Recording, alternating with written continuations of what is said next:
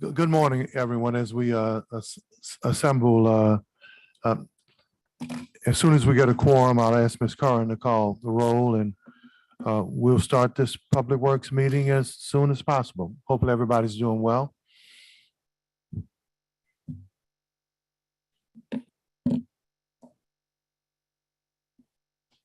All right. My phone doesn't work, so I'm using this phone. That's just, it's just one day at a time.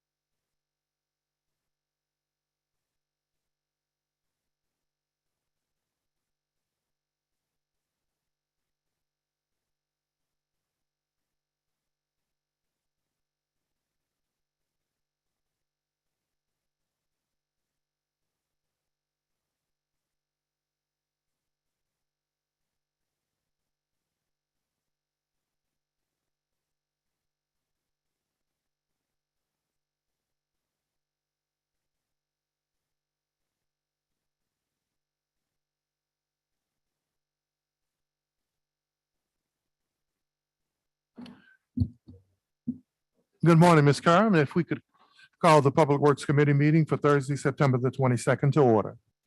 A roll call, Councilmember Thomas, Present. Councilmember Jeruso, Here. Councilmember Harris, Here. Councilmember Green, Councilmember King. We have a quorum. Thank you. Next item on the agenda. Approval of the minutes of the August 25th, 2022 meeting. So moved. Properly moved by the chair, second by Councilmember Harris. All in favor? Ayes have it, so ordered. And the approval of the motion carries. Next item on the agenda. We have the Joint Infrastructure Recovery Roads Project discussion and update on the roadwork activities. Guys, if you guys could come to the table and start your presentation.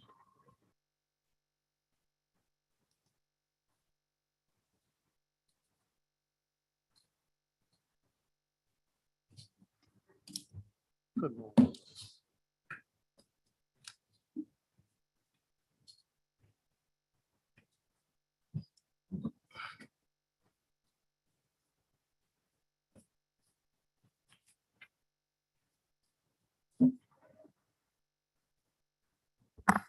Good morning, Chairman Good- Thomas. good morning. Councilmember King, Councilmember Harris, Councilmember Jeruso.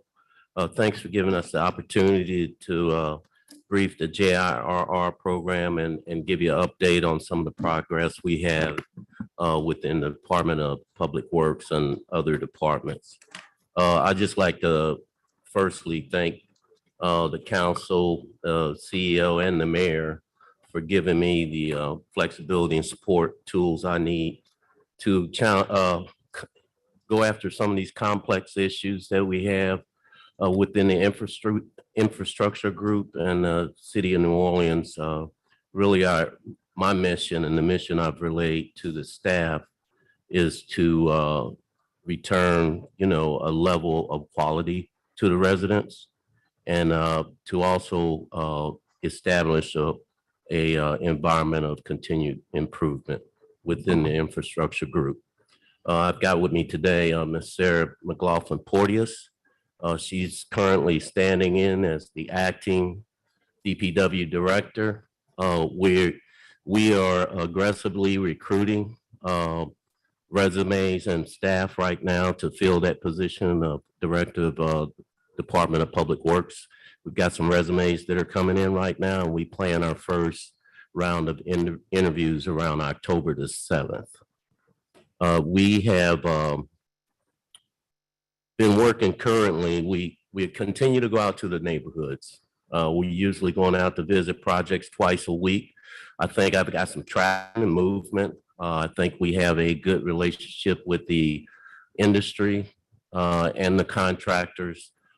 We have reorganized DPW to put those program managers responsible from the project from beginning to end. And we continue to move forward. Naturally, we appreciate the council's support and letting us know what's going on out there in the neighborhoods and the streets. We can't be everywhere. Just like yesterday, we got a notification on Bayou St. John's levels coming up that got us moving to get out there to see what was going on and kind of relieve some of the pressures that was happening in the neighborhood. We continue to have a challenge with inflation, market values, materials. We've got a lot of vehicles in all departments that are in the shop waiting on parts, chips, whatever. We had to turn really now to going out to different rental agencies to try to get the dump trucks, tow trucks, crew cabs, and the different equipment we need. And it's really critical now because we're in the midst of hurricane season and we need this equipment to be able to respond and recover after any type of event that we get. Naturally, my departments in infrastructure responsible for sanitation, Department of Public Works, Parks and Parkway, Property Management, Road Work, NOLA, the Project Delivery Unit, and the Office of Resilience and Sustainability. We continue to move forward. We have the PMO contract for senior civil engineering support is in purchasing right now. That RFP is going to be out for the public on the 28th of September next week. So those senior civil engineering and program management organization out there, large primes that have vast past performance in this area of expertise. We're looking for those companies to provide proposals that we can evaluate. We also have our asset management enterprise system that is the bid closed on that on the 19th of September. And that is the software platform that's going to really encapsulate everything that the city owns, all the assets, and manage the preventive maintenance for all our vehicles and list the condition code of all the properties, lots that the city owns in the city. So we're excited about that. We've got proposals in right now and they're in evaluation as we speak. We had a successful industry day matchmaking situation at Convention Center a couple of weeks ago, where we matched our prime contractors, construction companies with small DBEs. And that was successful. And we plan to move forward on that. We're constantly building relationships as we go out into the neighborhoods. We will be in Plum Orchard on Friday. So any of the residents that's listening right now, I'll be happy to meet with you and see what your concerns are as we try to move that project. I was out there a couple of days ago. Sanitation contract is still moving. We're working out some issues between law and city council, some of the concerns. So hopefully we'll have that contract in place. As you know, September 17th, we had a successful cleanup, support those agencies and nonprofits at Lincoln Beach. I sent you, Councilmember Thomas, I was there. Yes, but I just sent you this morning the design criteria, how we're moving forward. I'm excited about the projects. It's one of my priorities. Sure, Robles is working. I met with the group, the agencies out there, Friends of Lincoln Beach, and we plan to move forward to try to structure some type of CEA between the city and that organization. That project is moving forward. Yes. The work we've done behind the scenes, Yes. the work that the community has done is coming together to the point now where it's moving forward. And that's all we wanted to happen. Thank you. Yes, and we'll continue to make that a priority for us. We have are working right now on projects with the VA hospital, potential location for a new EOC for the city. And we're in the planning with the architects right now to try to bring that building back up to Commerce and give it some security, safe and security, to bring it back, some of those areas of the hospital back into Commerce. So with that, I want Sarah Podius to start our brief on JIRR. Good morning, council members. Just said Sarah Porteous, Chief of Staff for Infrastructure and Operations and currently Acting Director for the Department of Public Works. I do want to recognize a couple of people who are also here from the Department of Public Works, our Program Administrator for the Joint Infrastructure Program, Dr. Khalid Saleh, our Deputy Program Administrator, Katie Rodriguez, also the Director of Roadwork, NOLA, Nikki Polk is here, and Joe mentioned Sharon Robles, current Acting Chief of Staff in the Department of Public Works, but she'll be transitioning back to an environmental role in the Office of Resilience. So I want to thank them for being here this morning. And thank you for the opportunity to talk with you a bit. When we were here last month, we gave you a more detailed kind of project-specific update on a select number of some of the Joint Infrastructure Program projects. This presentation today is more of a high-level overview of where we are in the program in terms of all of our projects, both federally funded and bond funded. So I'm going to go right into slide 3. So slide 3 essentially gives you an overview of the 383 projects that are included in our infrastructure program. The dark blue bars show the number of projects, and then the light blue bars show the overall cost. So since 2018, we've completed 139 projects valued at just south of $600 million. I think that's a pretty important accomplishment I want to highlight. We currently have 54 projects that are in the construction phase, just about $300 million worth of work. We have another 38 projects that are in the bid and award phase, valued at just under $200 million. 79 projects valued at about $400 million in final design, and then just under $100 million or 17 projects in preliminary design. The next couple of slides, so we give you the list of projects that we anticipate are going to be complete by the end of the year.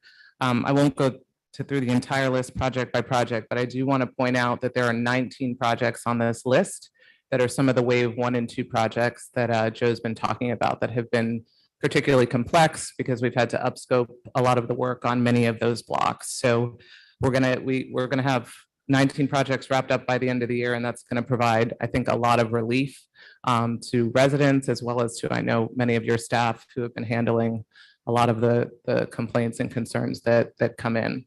So a couple to highlight on that list, the Black Pearl projects, Black Pearl A, Black Pearl B, Audubon Group A, City Park Group A. I'm going to go to the next slide. Several of the projects in Little Woods, both B and C. We have a couple of 9 Ford projects that'll be wrapping up. The Marleyville Group C, which is the full depth reconstruction project that we have going on, and West End Group B. So. Okay, so finally on slide 6, these are a list of the projects that are currently in various stages of the bid and award phase. I do want to point out that these projects were all in bid and award prior to the commitment that we made during the last Public Works meeting where we said there wouldn't be any additional joint infrastructure projects that would be going into construction until we completed a good number of those that were already underway. On this list, I do want to mention the South Dupree DPW, that's a bond funded project 458. That project is actually not going to move forward. We're going to have to cancel it because the bids came in, I think, at about 180% of what the engineer estimated they would be. St. Roch drainage upgrades. So that's one of our hazard mitigation grant funded projects. As you all know, our period of performance for those projects actually ends this year. We're seeking an extension for those. So we are awarding the St. Roch drainage upgrades project. It's important that we continue to show forward progress as we are seeking an extension. I do also want to mention, so we have a total of 8 joint infrastructure projects that are going to be starting under the new task order based contract model that we've spoken to you about before on a few occasions. A couple of those I'll mention: Gentilly Woods, Gentilly Terrace, Plum Orchard, and Dillard. Those are not on this list because they were already in bid and award in the spring. So those are projects that are going to be under construction. We've just had pre-construction meetings and you're going to start seeing those under construction in the neighborhoods.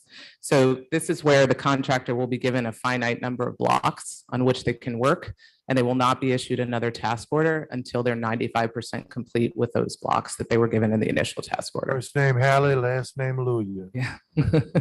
So we're excited to monitor the progress of those because we really think this is going to be a great solution to being able to have more control over the contracts that are in construction. And I just want to let you know, council member, that we're still in a delay right now on issuing NTPs for projects. Like I say, some of them are coming in over bid and we're putting back out to bid. But I just want to get out of those first wave 1 and wave 2 before we get back into these task order projects, as I mentioned before. How long do you think that'll take? Because the business has to continue. Yes, The business of construction and repair. business of construction has to continue. Economics of it have important to continue. Yes, exactly. By the end of the year, if you looked at those slides, we should be wrapping up most of those neighborhoods, and then we'll start rolling into those wave 3 projects. So 19 of those, the wave 1 and 2 projects that are currently under construction are anticipated to be wrapped up by the end of the year. And those are on the 2 slides where the anticipated project completions. Councilor Harris. All politics are local, as you know. So Central City Group A and B, I don't see on here. Not wrapping up this year. Okay. I think for Central City A, I think spring is the completion, but I need to check on that. Spring of 2023. It could be sooner, Councilmember Harris, just depending on how materials are coming in. We've got a long lead time on some of the materials we need to finish the construction, and that's one of the holdups right now. Okay.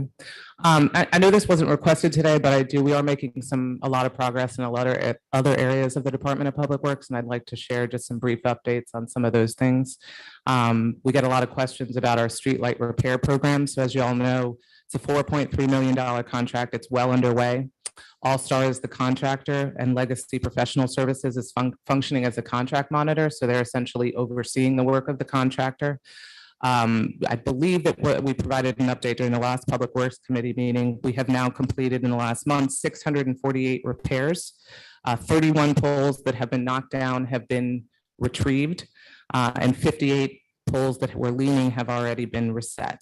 I actually am receiving a weekly report from the contractor, which I intend to share with you all. It's missing some important information. I want you all to be able to see the list of all of the repairs that we're tracking. I expect to have that hopefully tomorrow, and I plan to share that all with you. It's a weekly report, it's a living document, so it's something that I will share every week so that you all can continue to track the progress. And as you get inquiries, you know that we are tracking those for complete. Our emergency traffic repair contract, as you know, is ongoing. With the exception of Camp and Gravier, all of the traffic signals are operational. It doesn't necessarily mean that the work is complete, but at least those are operational. And Councilmember Harris, Camp and Gravier, that required a full cabinet replacement. That's been done. There's some electrical coordination that's happening with Entergy, but I spoke with Alan Ural, and he believes that it's going to be operational within the next couple of weeks. So I will keep you posted on that one. Just today, I'm excited about this one. We're issuing a notice to proceed for our emergency catch basin repair contract. It's going to include cleaning just north of about 9,000 catch basins. We're still finalizing the map. Once I have that, that's something I do want to share with you. It's a $3.7 million contract. Hard Rock Construction is the contractor, and Legacy is also the monitor for that contract. So they'll be out there helping them to develop the sequence of their work. They'll be, taking photographs and just documenting their work as it progresses. As you all know, we've spoken before, we are working on our district right-of-way contracts and trying to move those forward. Those are contracts that are going to allow our contractors to go out and do point repairs, patching, just other issues that come up in the public right-of-way. We put them out previously. The bids came in about 300% higher than we anticipated. So what we're doing to move it forward, we are awarding the District E right-of-way contract. That's in bid and award right now. I do want to mention we have the flexibility to be able to use that contract, even though it's titled District E, to use it for other repairs that come up. State and St. Charles is an example of work we would be able to do under that contract. Yes, and I signed, I executed 3 more right-of-way contracts this morning in my office before I came down. So Thank we're trying to push those forward as quickly as possible. Thank you. Does that end your guys' report or presentation? Are you ready to take questions from the council? Or I know you were working off an additional list. I am, You finished? yes. I'm almost done. Oh, no. Good stuff. Keep it going. Yeah, just a couple more things. We recently issued an RFP to our green infrastructure engineer pool to do a drainage study of the Mid-City, Navarre, and City Park neighborhoods. This is going to assess the condition of the drainage system and utilities in that area. It's going to help us to understand the impacts of the work that we're doing to upsize drainage and also help us to inform our future projects. We are anticipating our responses are due on September 28th, so more to follow on that. I also wanted to mention MaxPave. We've spoken to you previously about this before. This is our project where we're investing bond funds to help the Sewage and Water Board with permanent paving over their utility cuts. So we've got $8.5 million in 2021 bond funds. It's going to address about 1,200 cuts across the city. So we're in the process of finalizing the map of those, something that I will share with you once that's been finalized. And we expect that's going to go out for advertisement in the next 30 days. And then lastly, Lakeview Alleyways, we have 2 contracts. I know this is something that's been sitting for quite some time, so I'm excited we have some movement here. One of the contracts is for general maintenance, for filling ruts and doing grading. That contract has been awarded to Cycle Construction, and the contract is routing. And then the second contract is for permeable pavement in 8 alleyways. That is currently out for advertisement and also closes on 9/28. The last thing I wanted to mention, which Joe touched on, is our equipment issues. I've spoken individually with all of you, I think, about this. It's definitely a challenge that is affecting our operations, but I'm really excited, that we are thinking creatively, trying to pursue rentals while we wait for the new equipment that we have on order and our other equipment to come out of repair. So I appreciate the opportunity to share updates with you, and I'm happy to answer questions. Thank you very much. And also thank you for the additional items that were on the list. That's always helpful. Yeah. Even if it's not structured, to know what's going on right now. Councilmember Jeruso. Thank you. My first question is about bond projects. You said that one of them is being delayed because there's 180%